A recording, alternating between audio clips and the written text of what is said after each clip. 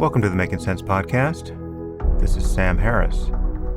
Just a note to say that if you're hearing this, you are not currently on our subscriber feed and will only be hearing the first part of this conversation. In order to access full episodes of the Making Sense podcast, you'll need to subscribe at samharris.org. There you'll find our private RSS feed to add to your favorite podcatcher, along with other subscriber-only content. We don't run ads on the podcast, and therefore it's made possible entirely through the support of our subscribers. So if you enjoy what we're doing here, please consider becoming one.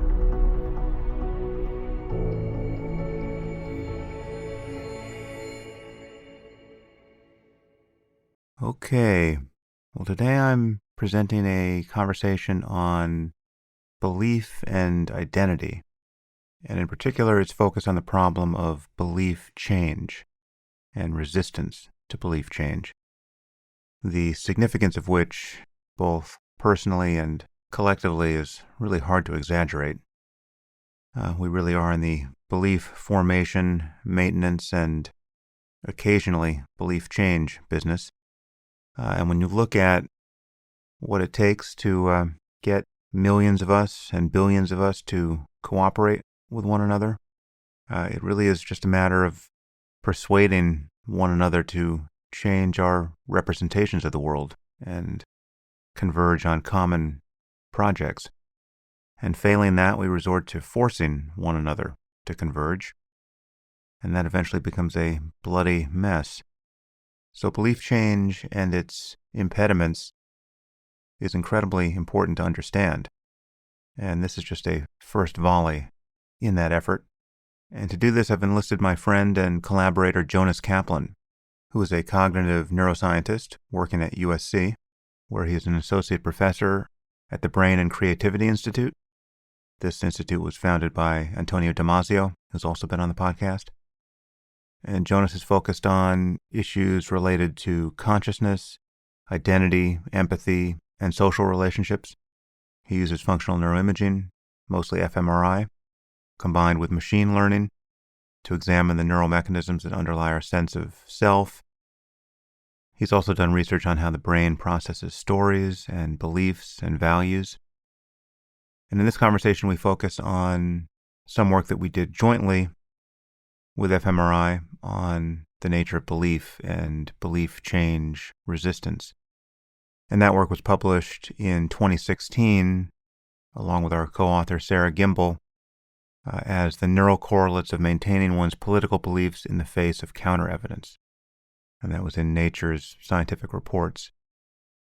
Fun fact, I just looked at this paper for the first time in years. Again, it was published back in 2016, and it's on nature.com. I just wanted to see the metrics around its engagement, and it's been accessed 250,000 times, cited 71 times, cross-referenced 75 times, looks like. But in measures of online attention, its statistics are fairly astounding. Of the 401,000 tracked articles of similar age in all journals, it's ranked 27th out of 400,000. And it is ranked first among the 5,000 plus tracked articles of similar age in the Scientific Reports section of Nature. So amazingly, there appear to only be 26 articles in all of science of similar age that have received more online engagement than this article. And I say that not to boast, but to point out how bizarre and ineffectual and balkanized so much of our science is. I mean, from what I can tell, the biggest engagement in the media that this article got was from Dr. Oz, who I consider a near total charlatan, in the New York Observer. It was in various blogs. I can't remember what press coverage it got beyond any of that, but anyway, I don't believe I've ever met anyone who's read this paper, and yet, according to Nature's website, there are only 26 scientific papers on the planet that have received more engagement than this article. Make of that what you will. I can just say that in my world, the experience of publishing this article was of simply dropping something into the void. But that notwithstanding, we will talk about some of the implications of this research. And this conversation is part of a larger series I've done with Jonass for the Waking Up app. There's a section there titled Mind and Brain, which is essentially its own podcast series. We've covered the science of mindfulness, social emotion, disgust, empathy, islands of awareness, touching on some of the work that Anil Seth, another podcast guest, has done on isolated consciousness in the brain. And we have forthcoming conversations on gratitude, the predictive brain, sleep and dreams, the default mode network, willpower, and there's much more to come. That's a track where we're trying to make insights from neuroscience as personally relevant to one's day-to-day experience as we can. Anyway, as I said, this episode focuses on belief and belief change and the way in which identity poses an obstacle to the latter. We cover things like the illusory truth effect, the backfire effect, failures of replication in this area. We talk about an essay I once wrote titled The Fireplace Delusion. We discuss the connection between reason and emotion, wishful thinking, persuasion and the sense of self, conspiracy theories, the power of incentives, in-group loyalty, religion, mindfulness, cognitive flexibility, and other topics. And again, I think both of us consider this just a first installment on what really should be a series on belief change and its enemies. And now I bring you Jonas Kaplan.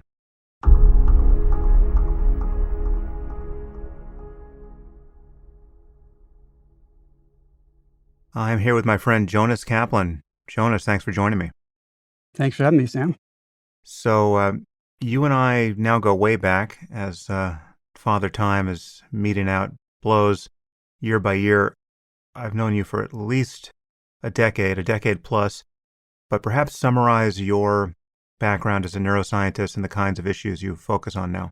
Sure. I am a cognitive neuroscientist, and I use mainly neuroimaging techniques to study how the brain works. Maybe I can list off my litany of academic titles. It's like a medieval court, to give you an idea. So I'm a research professor at the Brain and Creativity Institute at USC. I'm the co-director of the Dornsife Neuroimaging Center, and I'm also the associate director for mindfulness and neuroimaging at USC's Center for Mindfulness Science. Nice. So that gives you some idea of what my research interests are, but I've studied a lot of different things ranging from belief and values and empathy and how we resonate with other people and a whole bunch of other things that interest me. So now we're talking about something that's really in our wheelhouse because we have done some neuroimaging studies together on this very topic. We're talking about belief and belief change and resistance to belief change. Why is this an important topic? It's such an important topic. Belief flexibility is just essential to everything we do as a society in so many different ways. So we just need to be able to influence each other when we have conversations. The whole point of having a conversation is to get some information across. Especially in a democracy, it's really important that we're able to influence each other on the basis of conversation, because if we can't, the only option available to us is some kind of violence, right? So to be able to change as new evidence comes into fruitful conversations, to advance science and education, all of these things require some amount of flexibility in our belief. It's particularly prominent for me as a scientist. I mean, this is the very basis of science, is some kind of assumption that as we gather new evidence, we can update our models of the world and our beliefs. And so if we have difficulty doing that, or if there's things in our psychology that make it hard for us to do that, we need to know about them. Yeah, so we're recording at a moment which is where these concerns are especially salient, because we're in the middle of the COVID pandemic and just awash in misinformation about more or less everything. I mean, there's political partisanship of a sort that I don't think we've ever seen in our lifetime. There are conspiracy theories on almost every topic of social importance. People have balkanized into these echo chambers online. The public health messaging during this pandemic has been almost impossible to get across because every shred of reasonable skepticism on any point gets amplified into just a complete breakdown of epistemology where we think we know nothing for certain about anything of consequence. And so people can't even agree. As you get anywhere toward the edge of mainstream opinion, you find otherwise intelligent people who can't even agree that in this case, the pandemic is real in some basic sense. Almost every aspect of this can fall under doubt, and then it becomes almost impossible to have a conversation about what's real. Just trying to converge on a set of facts that all parties can acknowledge becomes an impossible task when people start out sufficiently far apart and they're being emotionally hijacked once any of these conversations get started, and they're mistaking their emotional reaction for further evidence of the truth of their beliefs. And you can become sensitive to this in yourself. You have certain things you believe are true, and then you bump into counter arguments or counter evidence or just people who are espousing an alternate view of reality. And it sort of depends what we're talking about here, but in the generic case, you're either attached to these beliefs because you think they're true, or you're perversely attached to them because you want them to be true. But in any case, you meet in yourself an unwillingness to reconsider the matter and an almost visceral feeling of revulsion or contempt for people who would push too hard on a door you're trying to keep barred. And it's really the only place where we are at all disciplined and good about getting out of our own way here and revising our beliefs is in science. I mean, that's really is what makes science science. It's a methodology for being increasingly sure that you're not fooling yourself. And granted, we're imperfect here, and there's a history of scientific fraud and scientific ineptitude, but obviously the remedy for that is always more science and better science. It's not some alternate mode of wish fulfillment or you're merely imagining what's true. This conversation, I'm sure, will be evergreen, and if you come back in 5 years, this will still be relevant to think about, but at the moment, its relevance is fairly excruciating. It's hard to believe. I mean, when you and I first started working on this issue in neuroscience, maybe 15 years ago or so, this is certainly not an issue that was on the forefront of everyone's minds. And now it seems like it's what everybody wants to talk about. And, it is, I think one thing you said there is really important, this aspect of trying to recognize this process in ourselves, because a lot of times when I talk to people, the biggest question is, how can I get my aunt or uncle to believe me, to understand what I'm saying? And how can I influence someone else? What's the key to persuasion? And that is one way of looking at the problem. But I think it's actually potentially more fruitful to think about the other way around. So instead of how we can be better persuaders, how we can make ourselves more open-minded and more available to evidence as it comes in, as we recognize the reasons why we're not in the first place, which is what we're going to talk about today.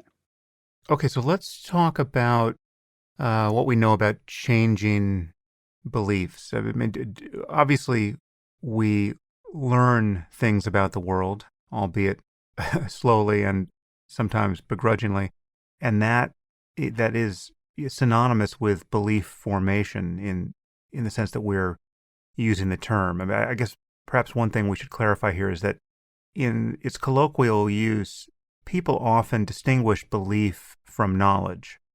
In our usage here, and really throughout most of the relevant fields, certainly within philosophy, and I think within cognitive science generally, that's not really the point of separation. I mean, you can believe things with greater or lesser conviction.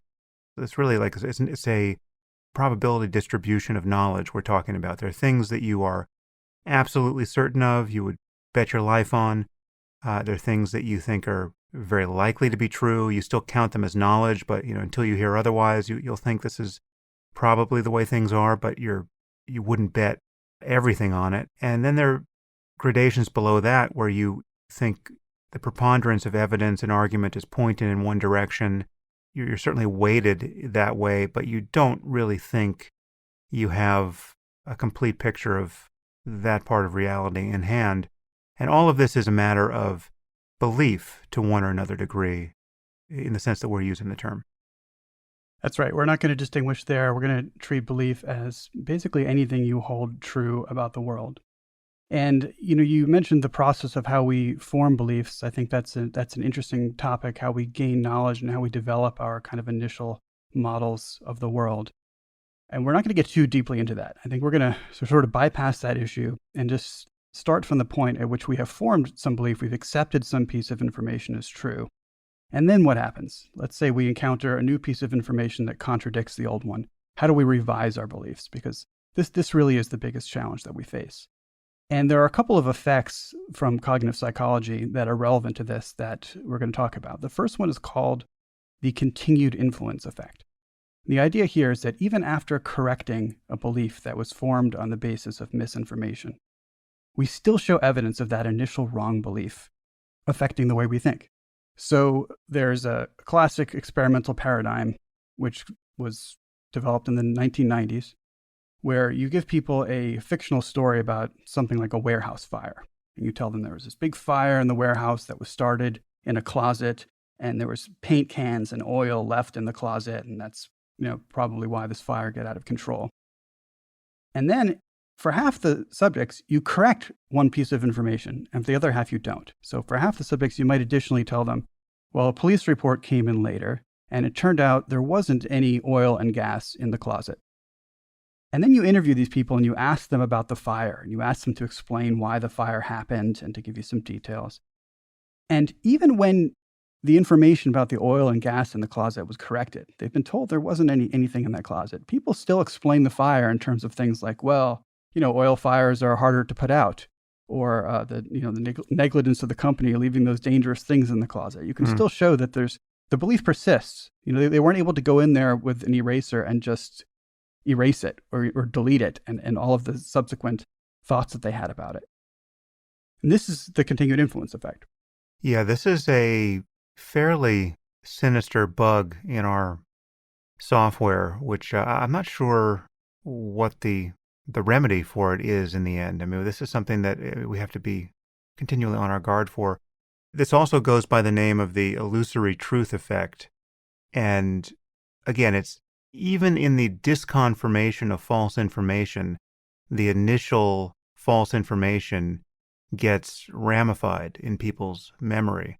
And I noticed this in myself. I'm going to ping you as a naive subject on this point and see if you have a similar contamination of memory.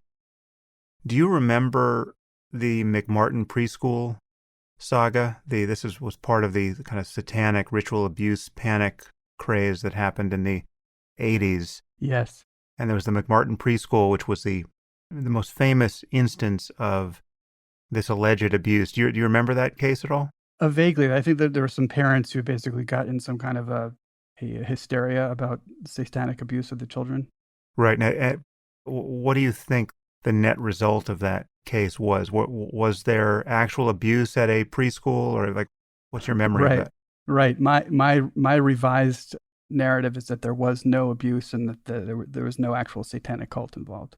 Okay, good. Well, you were better than I was. So when I hadn't thought about this in years, and then I had a podcast on some related topic, maybe 2 years ago. I forget who I was talking to.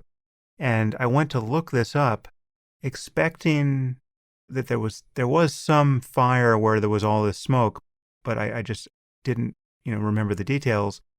And it turns out this is just the ultimate example of, belief persistence in my case, because this had been fully debunked. I mean, this trial went on for years. I mean, one of the teachers spent 5 years in prison and then finally got acquitted. All charges were dropped. Hundreds of kids were interviewed with techniques that are now like textbook errors in how not to interview children about alleged abuse. They created a psychological experiment seemingly designed to produce false memories and false confessions and just sheer confabulation. And this whole thing exploded, but it had been lodged in my memory as, God, there was probably something really heinous that happened over there at the McMartin preschool. I'm so glad those people were brought to justice. But this is an awful piece of our code where we have a truth bias, and it seems like this may be based on kind of a default setting of accepting anything propositional that we understand may include some tacit acceptance. And actually, the philosopher Spinoza conjectured about this back in the 17th century.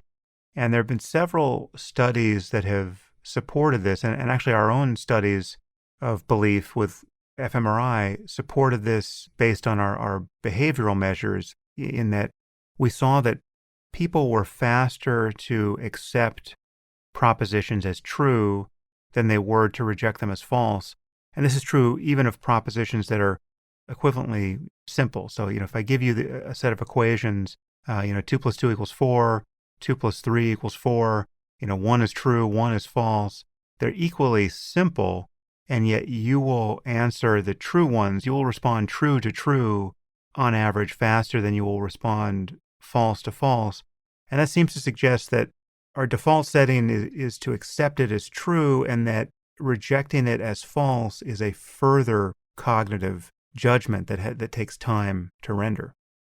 That's interesting. Yeah, that's definitely one of the features. I think it is easier to accept the statements that were given as true. You hit upon one of the other cognitive bugs at play, which is this repetition effect in memory, where just hearing something multiple times, the more times we hear it, the more likely we are to accept it as true. And this is particularly sinister in the case of misinformation correction, because the correction itself often involves a restatement of the false belief. So if you say, there wasn't paint in the closet, the idea of paint in the closet has to be invoked in order to understand that sentence. And so the correction can serve as another repetition and make it more difficult to delete that. The other factor here is that when we accept something as true, we don't stop thinking about it. It's not like we just have this one sentence that exists on its own, separate from all other ideas in our mind that there was paint or oil in that closet. We start thinking about all of the ramifications, the consequences, the other things that follow from that belief. And we start to build our mental models upon these foundations that we have. And so it's like, pulling out one piece of code when there's all these other pieces of code that have already followed from it. Now there's an alleged further iteration of this, which seems even more dysfunctional, although I think there's some question as to whether or not this is replicated. But this meme spread widely in the culture. It'll be ironic if we have to debunk it and find that we can't because the putative effect is invoked. But there's something called the backfire effect that many people now think they know something about. What is this, and what do we think we know about it? Yeah, so let's see if we can do our own little experiment with the continued influence effect if we describe this effect first and then try to debunk it. So there's a classic study from Brendan Nyhan and Jason Reifler back in 2010 where they presented people with a little fictional news story about the Iraq War. And so this is 2005 or so that the experiment was done, and the Iraq War was fresh in people's minds. And remember that from that war, there was this whole issue about the Bush administration used the presence of weapons of mass destruction in Saddam's stockpile as a justification for the attack. So this little news story contained a quote from President Bush where he made comments alluding to the dangers posed by Saddam Hussein having these weapons. And this is the information that they attempted to correct. So some subjects were given an additional corrective piece of information, which was actually a true piece of information, that there was this extensive report, the Dulfer report, which conclusively established that there were basically no weapons of mass destruction, at least not in any quantity that could have made a difference. And half the subjects weren't given that correction, and they were asked afterwards, how strongly they agree with the statement that there were indeed weapons of mass destruction in Iraq. And in the conservative subjects, who came into this with a pre-existing bias that they probably already believed, and there's evidence that conservatives at the time believed that the weapons of mass destruction were there. When they received this corrective information, their belief in the weapons of mass destruction actually got stronger. So not only were they not able to correct the misinformation, but the act of correcting made the belief stronger. And that's why it's called the backfire effect. This is a total backfire. You're trying to make the belief weaker, and instead you make it stronger. Right. So, and I forget when this happened, a couple of years back, that this might have been born of a New Yorker article on the topic, but this suddenly became very prominent in the culture for people to talk about, think about, worry about the backfire effect. What efforts have been made to replicate this? So there have been many efforts to replicate this, and it has been difficult to replicate. There was a study a couple of years ago by Thomas Wood and Ethan Porter, which pretty much eviscerated the backfire effect. They performed a really large study, 10,000 subjects, 52 different political issues that they gave them corrective information about. And they were not able to find any evidence of backfire effect across any of these 52 different political issues. In fact, most of the people in the study, something like 85%, did show some significant corrective response to the factual information. So, why is the backfire effect difficult to establish? When does it occur, if ever? These are questions of ongoing research. But there's probably a lot of context that matters here. It could be easier to give up on one particular fact than it is to give up on some underlying important issue for you. So, for example, in one of the experiments that you and I did, we gave liberals arguments against gun control. And these are people who believe that gun control laws are good. And we gave them information, statistics about, how likely people were to get in gun accidents and things like that. And it might be easy for one of the people in this experiment to change their minds about one of these individual facts, one of these statistics that we gave them, while still maintaining their general position on gun control. In fact, it might be easier to retreat on an individual fact than it is on some underlying value. That may be the easiest path for you to take if you're trying to maintain your core belief about gun control. So there's some complexity there in terms of the context. It also probably matters what the issue is, right? I mean, in this Wood and Porter study, they tried to replicate very specifically the weapons of mass destruction experiment, and they were not able to establish a backfire effect there. But the commitment of the individual subjects to these issues matters a lot. We've found in our own research that for some kinds of issues, it's easy to change people's minds. For other kinds of issues, it's very difficult. Those issues that people tend to be most resistant on are the ones that they have some motivation to maintain their belief. And that motivation can be a social motivation. These are some of the most common motivations we have now.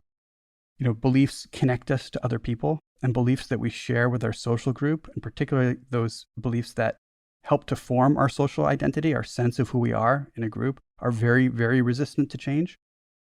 And they may be more likely to show a backfire effect. In the end, I think the focus on the backfire effect is a bit of a red herring. It doesn't really matter that much whether corrections backfire or not. The real important question is, why do the corrections not work at all? Right? If they're not correcting, if they're not softening our belief, it doesn't really matter that much that they made the belief a little bit stronger. What we really want is to be able to correct our beliefs. Yeah, I mean, one of the things we found in our neuroimaging study on belief change was that the signal in the amygdala and the insula, both regions that report emotional salience above anything else, especially the amygdala, but also the insula, that predicted people's resistance to changing their beliefs under pressure. So there's the feeling component of it, and also those cases where there's a kind of a direct line or direct justification for the feeling of emotional charge based on one's beliefs about oneself in the world and one's identity. And that's really the framework that I think we would expect would produce this resistance to belief change. Because when there's the not liking how certain facts sound piece, but then there's the really not liking it when you sort of do the emotional math, however implicitly, and realize that if you're the sort of person who accepts this new argument or this new set of facts and changes this specific belief, well, then you're no longer the sort of person who can have the friends you have, be in the political party you're in, talk to your family at dinner. I mean, many things begin to come under pressure depending on just how fundamental or cherished the belief is that is now on the table to be revised. I mean, I think the punchline for any one of us to just be better people in the world is to notice when this machinery is getting invoked. You can feel it happen. You can feel when you're disposed to take the way certain ideas make you feel as a thoroughgoing analysis of their truth, right? If you're kind of doing epistemology by fear and anger and disgust and some primary emotions that are getting triggered by specific ideas. The place where I've experimented personally with this is on the topic of burning wood in a fireplace. I wrote a piece called The Fireplace Delusion a few years back.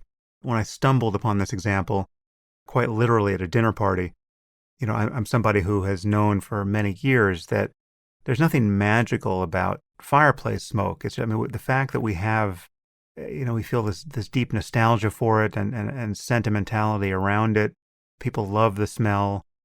It conveys, an idea of Christmas and other, happy thoughts to most people. All of that notwithstanding, if you can smell smoke when you're burning a fire, that is, from a health point of view, more or less indistinguishable from a diesel engine running in your living room, right? I mean, and you should be no more sentimental about the smell you're smelling than the fumes you would be smelling in the case of the engine. But when I found that whenever I push people on this, it triggered a very familiar, quasi-religious pushback in them. And this was no matter, these people could be scientists, these could be, you could just see the triggering. I'm feeling one brewing within myself. Yes, right. I don't know if you want me to let it out in this context or not, but I do have an argument against this. Okay, yeah, let's hear it. Let's hear your argument. Well, maybe you've heard this. It's going to be spectacular.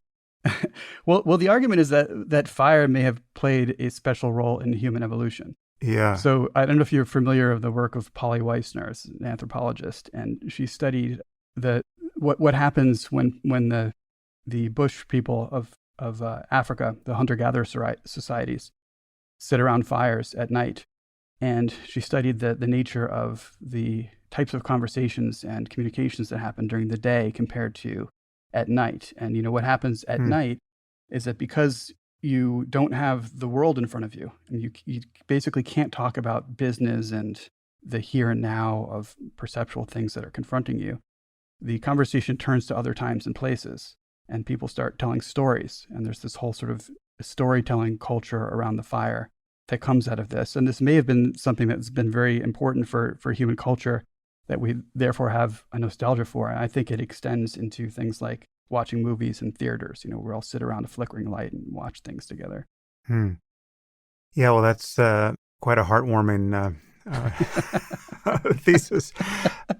It's actually something, I do discuss it in The Fireplace Delusion. And I would just point out that, whether something has played a role in evolution is rarely an indication of whether it's normative or optimal now, right? Obviously, sure. Out-group violence, tribal violence has... No, I just think it might explain why we have those feelings about it. Yeah. It's just, but it offers no indication that breathing in wood smoke is healthy, or any healthier than smoking cigarettes or, sure, breathing in other forms of air pollution. And the data on this is just, we just know this to be true. And as a matter of public health, we know that I believe there's nothing that kills more people, globally than dirty sources of fuel in the home every year. We're talking about literally millions of people who die every year because they're, largely in the developing world, they use wood and dung and other kinds of fuel. I got to say that fact sounds like one of the ones we made up for our experiment. We should remember. Yeah, we should. That was hilarious. We were making up facts for the experiment, and perhaps did people lasting damage if we couldn't correct those facts. If we only ramified those facts in the correcting them afterwards. Yeah. But no, it's I'll have to get the data on how many people die, but it is enormous because much of the world is still using dirty fuel. But it's the air pollution in a city like San Francisco or Los Angeles, based on just the recreational burning of wood in the winter, it's not even being used as a fuel source. It's just people are burning wood fires in their fireplaces just for the fun of it.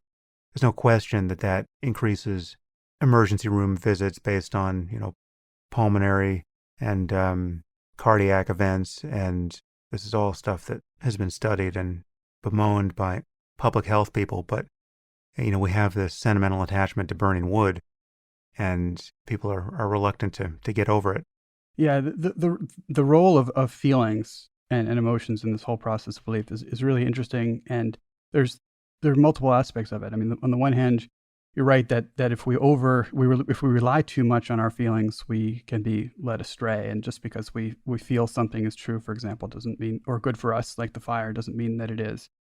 And certainly in our experiments, we saw the involvement of negative emotions. When you're challenged, you can have this feeling that, it feels bad. You want to get away from the source of the challenge. And in fact, one of the most effective self-protective mechanisms we have against changing our beliefs is to completely avoid being challenged. We're very good at avoiding information that challenges our beliefs and avoiding putting ourselves in situations where we might have to encounter something that we don't like to hear. So there are these negative emotions that can underlie our decisions about what to believe and about what evidence to even look at. And there's some evidence that these feelings might mediate the whole process of belief change. On the other hand, there are other feelings. Just because something is a feeling or an emotion doesn't mean that it's necessarily part of an irrational process, right? We have to recognize that emotions are there because they have conferred some advantage throughout the course of history, so they're at least potentially helpful. And there are feelings that are more subtle that are involved in this process, like the feeling of certainty or the feeling of uncertainty. Those are not purely cognitive experiences. They have some kind of a feeling component that can help increase the saliency of those thought processes for us. Well, yeah, as your own colleague, boss, mentor, Antonio Damasio has demonstrated, this classical split between reason and emotion doesn't make any sense. I mean, just neurologically speaking, and when people have specific injuries to the orbital frontal cortex, and thereafter can't feel the implications of knowledge they otherwise seem to have, they can't make that knowledge behaviorally relevant and operative.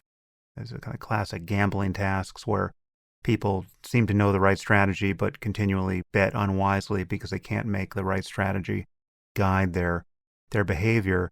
So it is an interesting problem. Feeling states are part of our cognitive apparatus. I mean, the feeling of certainty and the flip side, the feeling of doubt, they're not dispensable, and yet they can also become uncoupled to the legitimate modes of thought that should deliver certainty and doubt. In some ways, they're orthogonal to cognition, and in some ways, they're indispensable for it.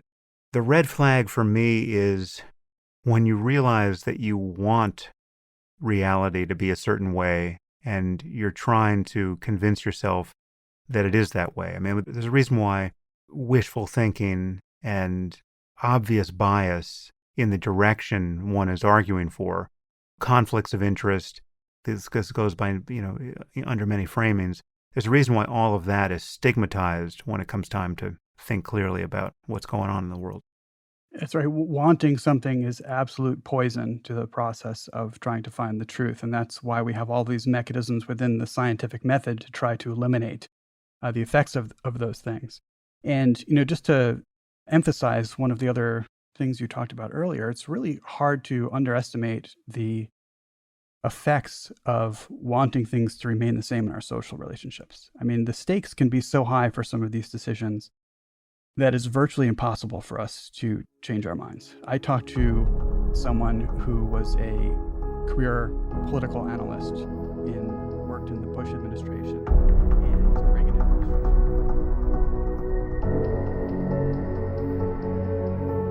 If you'd like to continue listening to this conversation, you'll need to subscribe at samharris.org. Once you do, you'll get access to all full-length episodes of the Making Sense podcast, along with other subscriber-only content.